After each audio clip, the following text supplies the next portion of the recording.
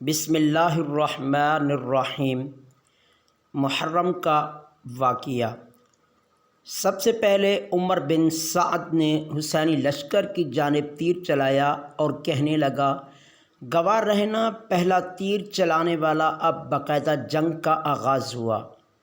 امام حسین کے سپاہی ایک ایک کر کے اپنی بہادری اور شجاعت کے جوہر دکھاتے ہوئے جام شہادت نوش کر گئے۔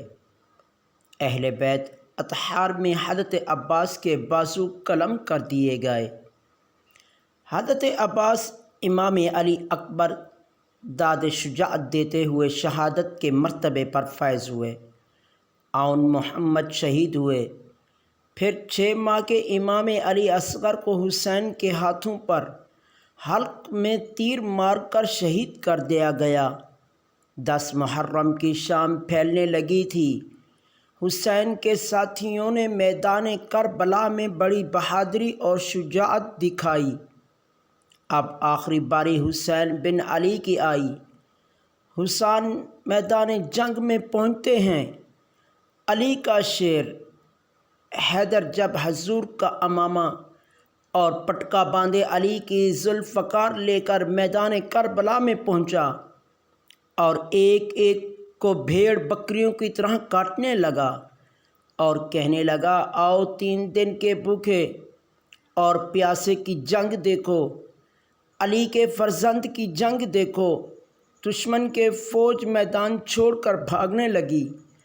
جب شمر نے یہ منظر دیکھا تو کہا کہ تم اکیلے اس کا مقابلہ نہیں کر سکتے، سارے مل کر یک بار حسین پر حملہ کر دو، سینے پر نیزے رکھ کر گھرا دو حسین کو۔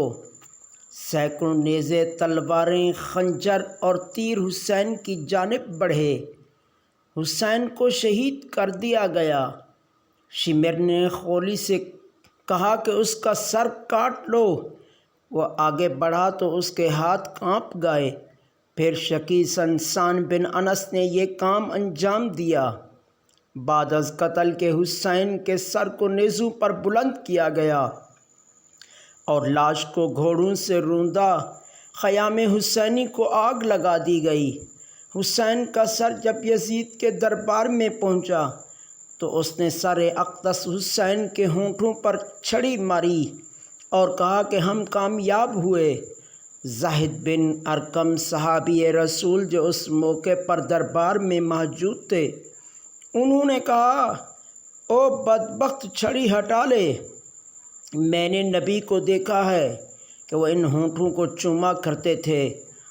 یزید کی بیوی ہندہ بنت عبداللہ نے جب یہ خبر سنی کہ یزید نے امام حسین کو شہید کر دیا ہے تو دربار میں جا پہنچی اور یزید کو لعن طعن کرنے لگی۔